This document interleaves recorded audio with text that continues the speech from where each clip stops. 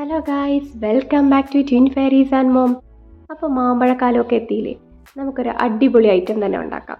മാമ്പഴ പുളിശ്ശേരി എങ്ങനെ തയ്യാറാക്കാമെന്ന് നമുക്ക് നോക്കാം.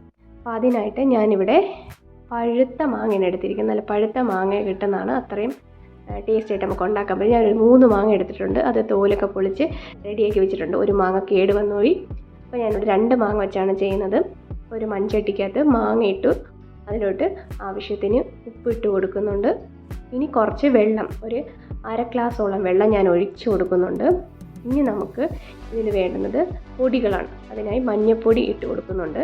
ഇനി എരിവിനാവശ്യമായ മുളക് പൊടി ഇതും കൂടെ ചേർത്തതിന് ശേഷം നമുക്കിനി ശർക്കരയാണ് ഞാൻ ഇട്ട് കൊടുക്കുന്നത്. ശർക്കര നല്ല പൊടിച്ചെടുത്ത ശർക്കരയാണ്. അപ്പോൾ എൻ്റെ കയ്യിലുള്ളത് നല്ല ക്ലീനായ ശർക്കര ആയതുകൊണ്ടാണ് ഞാൻ ഡയറക്റ്റായിട്ട് ചേർത്ത് കൊടുക്കുന്നത്. നിങ്ങൾക്ക് വേണമെങ്കിൽ അത് പാനിയാക്കിയിട്ട് അത് ഒഴിച്ചു കൊടുക്കാം. ഇനി നമുക്ക് കുക്ക് ചെയ്യാനായിട്ട് വെക്കാം. അപ്പോൾ മൺചട്ടിയിൽ വെക്കുമ്പോഴാണ് അതിൻ്റെ ഒരു പ്രത്യേകം ഒരു ടേസ്റ്റ് തന്നെ. നമ്മൾ മൺചട്ടിയിൽ വെക്കുന്ന എല്ലാ ഐറ്റത്തിനും ഒരു പ്രത്യേക ടേസ്റ്റ് തന്നെയാണ്. അപ്പോൾ ഇതിനപ്പോഴത്തേക്കും നമുക്കൊരു മിക്സിയുടെ ജാറിലോട്ട് ഇനി അതിന് വേണ്ടുന്ന അരച്ചെടുക്കാം. അതിനായി ഞാൻ ഒരു പിടി തേങ്ങ, ഒരു പിടി തേങ്ങയാണ് എടുത്തിരിക്കുന്നത്.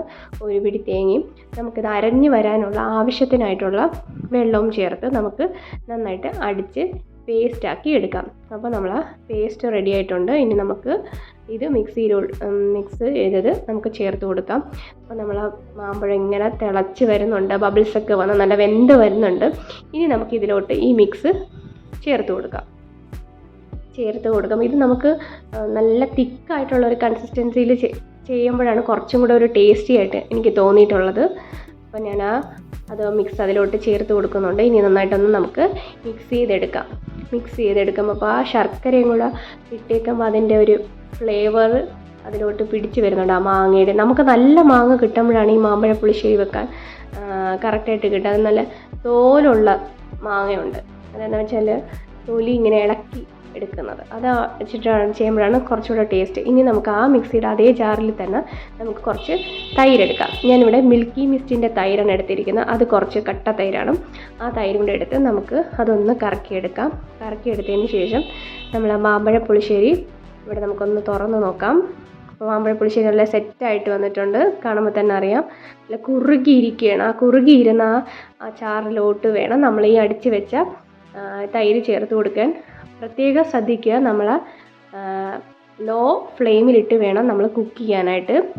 നമുക്ക് ഒഴിച്ചതിന് ശേഷം തീ വളരെ കുറച്ച് വെച്ചിട്ട് നമുക്കതൊന്ന് മിക്സ് ചെയ്ത് കൊടുക്കാം. ഞാനിപ്പോൾ ഈ സമയത്ത് ഓഫ് ചെയ്തിട്ടുണ്ട്. സ്റ്റവ് ഓഫ് ചെയ്തതിന് ശേഷമാണ് ഞാനിപ്പോൾ ഈ മിക്സ് ചെയ്തിരിക്കുന്നത്. കാര്യം അത് ഒരുപാട് ചൂടിൻ്റെ ആവശ്യം നമുക്കില്ല. ഓൾറെഡി നല്ല തിളച്ചിരിക്കുവാണ്. അതിലോട്ട് നമ്മളിത് നന്നായിട്ട് മിക്സ് ചെയ്തെടുത്തതിന് ശേഷം അപ്പോൾ തന്നെ നമ്മൾ ആ കളർ എല്ലാം മാറിയിട്ടുണ്ട് മിക്സ് ചെയ്തെടുത്തതിന് ശേഷം.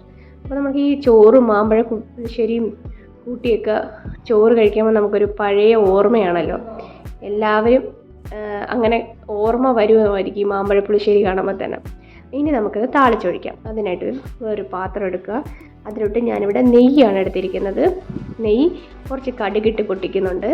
കടുക് ഇട്ട് ഇനി ഉലുവയാണ് ഇട്ട് കൊടുക്കുന്നത്. ഉലുവ ഇട്ടതിന് ശേഷം കറിവേപ്പില ഇട്ട് നമുക്കതൊന്ന് താളിച്ചിട്ട് നമ്മൾ ആ മാമ്പഴ പുളിശ്ശേരിയിലോട്ട് ഒഴിച്ചു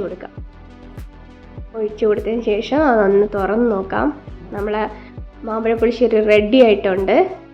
ഇത് നമുക്ക് ചോറിൻ്റെ കൂടെ കഴിക്കുമ്പോൾ നമുക്ക് വേറെ കറികളൊന്നും വേണ്ട. ചോറ് മാമ്പഴ പുളിശ്ശേരി ഉണ്ടെങ്കിൽ തന്നെ നമുക്ക് ഒരു കറിയില്ലാതെ തന്നെ ഒരു പ്ലേറ്റ് ചോറ് നമുക്ക് കഴിക്കാം. എൻ്റെ വീഡിയോ ഇഷ്ടപ്പെടുകയാണെങ്കിൽ please like, share and subscribe. Thank you.